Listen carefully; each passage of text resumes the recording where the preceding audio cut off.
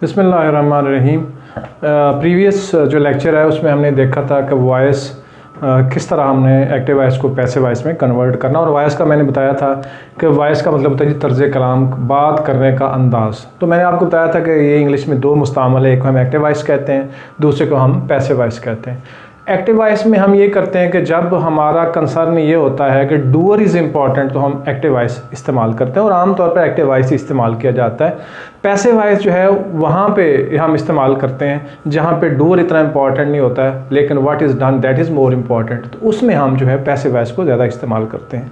और वैसे भी अगर आपने देखना हो कुछ सबसे ज़्यादा पैसिव वॉइस जो है ना वो गवर्नमेंट से इस्तेमाल करती हैं। मिसाल के तौर पर कीमतों को कम किया जाएगा, कौन करेगा पता नहीं। महंगाई कम की जाएगी, कौन करेगा ये भी नहीं पता। चोरों को गिरफ्तार किया जाएगा, कौन करेगा ये भी बिल्कुल नहीं पता। इंसाफ किया जाएगा, लोगों के हालात बेहतर किए जाएंगे। अब इन सब में फाइल एब्सेंट है, सब्जेक्ट एब्सेंट है। आम तौर पर ऐसे स्टेटमेंट जो हैं वो गवर्नमेंट्स देती हैं। ठीक है जी। बाहर तो हमारे पास इंग्लिश ग्रामर में जो वर्ब होता है ना उसकी 5 प्रॉपर्टीज़ होती हैं। अगर आप ग्रामर को एक सीक्वेंस में समझना चाह रहे हैं तो 5 प्रॉपर्टीज़ वर्ब की होती हैं। उसमें से वो 5 प्रॉपर्टीज़ ये होती हैं जी, वॉइस, मूड, टेंस, पर्सन और नंबर। तो इसमें आप कुछ चीज़ों को पहले से जानते होंगे, जैसे मूड है, सब्जेक्टिव मूड है जी, फलां मूड है। टेंसेस को आप जानते हैं, पर्सन्स को जानते हैं जी, फर्स्ट पर्सन है, सेकंड पर्सन है, थर्ड पर्सन है, ये सब्जेक्टिव केस है, ये ऑब्जेक्टिव केस है, रिफ्लेक्सिव केस है, पोजेसिव केस है, वगैरह वगैरह। इस तरह नंबर को भी आप जानते हैं। तो वॉइस भी उन्हीं प्रॉपर्टी में से एक प्रॉपर्टी है, और उस प्रॉपर्टी को हम यूज़ करते हैं मुख्तलिफ कॉन्टेक्स्ट में। तो जैसे कि मैंने आपको बताया कि पैसिव वॉइस के यूजेस को अगर हम देखें तो उसमें पहला यूज़ यही होता है कि जब हम समझते हैं कि एक्शन इज़ वेरी इंपॉर्टेंट, ठीक है, कि एक्शन ज़्यादा इंपॉर्टेंट है देन द सब्जेक्ट, तो फिर हम पैसिव वॉइस यूज़ करते हैं।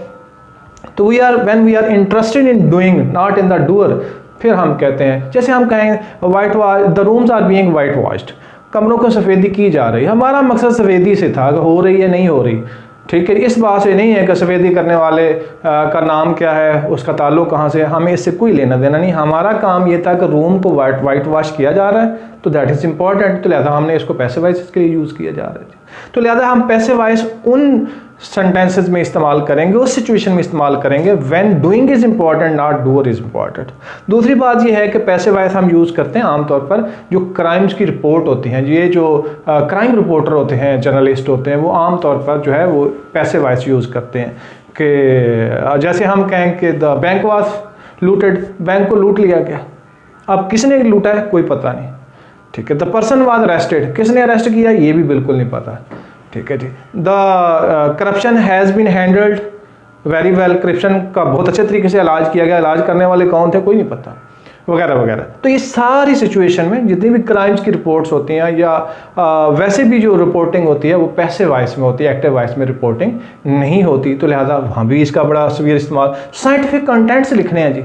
मिसाल के तौर पर आपने एक एक्सपेरिमेंट किया है, एक्सपेरिमेंट में आप क्या लिखते हैं, आप यही लिखते हैं कि 5 mg sodium nitrate has been taken into the test tube and then HCl was added to it, ऐसे लिखते हैं। तो आप ये जो हमने लिखा has been taken in the test tube, तो क्या कर रहे हैं कि हम साइंटिफिक फैक्ट को हम जो है पैसिव वॉइस में डिस्क्राइब कर रहे हैं।